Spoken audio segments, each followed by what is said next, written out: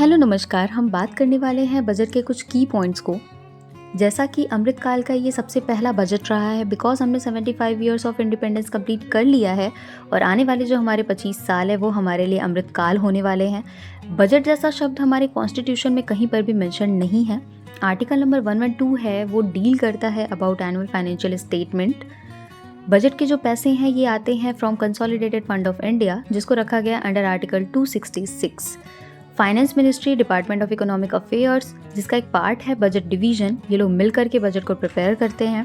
Budget की speech में सबसे ज़्यादा वर्ड्स यूज़ किए गए थे मनमोहन सिंह जी के द्वारा 1991 में और वो वर्ड्स थे 18,650। निर्मला सीतारमण जी का 2023 के बजट का जो स्पीच था वो सबसे शॉर्टेस्ट रहा है अब तक का। हमारी फाइनेंस मिनिस्टर ने ये कहा है कि पिछले 9 सालों में इंडिया 5th लार्जेस्ट इकोनॉमी बन चुकी है ऑफ द वर्ल्ड। जीडीपी का 2.9% एजुकेशन सेक्टर में इन्वेस्ट किया जाएगा और जीडीपी का 2.8% हेल्थ सेक्टर में जाएगा। अनएम्प्लॉयमेंट रेट जो कि कोविड के टाइम पे 20% तक इंक्रीज़ कर चुकी थी, अब वो डिक्रीज़ करके 7.2% पे आ चुकी है। फूड ग्रेन स्कीम, पीएम गरीब कल्याण अन्न योजना जिसमें पहले 80 करोड़ इन्वेस्ट किए गए थे, अब उसमें अमाउंट बढ़ा करके 2 लाख करोड़ इन्वेस्ट किए जाएंगे। ग्रीन इकोनॉमी पे फोकस करने के लिए कहा गया है। मैनग्रोव्स के लिए जो वर्ड यूज़ किया गया है दैट इज़ मिष्टी और वेटलैंड्स के लिए अमृत धरोहर। पीएम प्रणाम स्कीम लॉन्च की गई है जिसमें फर्टिलाइजर्स का यूज़ कम से कम करने कहा गया है और 500 waste to wealth plant setup किए जाएंगे इंडिया में।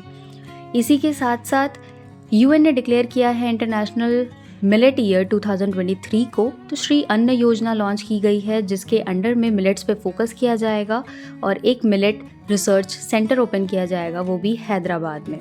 और इसी के साथ साथ ट्राइबल ग्रुप्स के लिए एकलव्य स्कूल बनाने की बात लास्ट ईयर के बजट में कह दी गई थी और अब 38,800 टीचर्स को भी अपॉइंट किया जाएगा। सिकल सेल अनीमिया से फ्री होने का टारगेट रखा गया है 2047 का।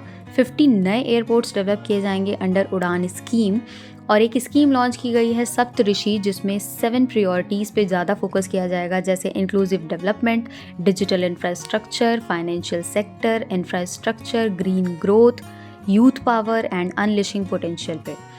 प्रधानमंत्री कौशल विकास योजना का 4.0 वर्जन लॉन्च किया गया है। पीएम आवास योजना के अंडर में अब 79,000 करोड़ और इन्वेस्ट किया जाएगा।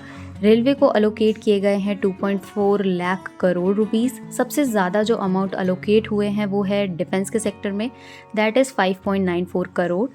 7 लाख तक की इनकम पे अब कोई टैक्स नहीं लगेगा और इसी के साथ साथ सीनियर सिटीजन सेविंग स्कीम्स में अमाउंट को 15 लाख से बढ़ा करके 30 लाख कर दिया गया है। So this is all about the key points of budget 2023। I hope कि आप सभी को पसंद आया होगा। So thank you for watching.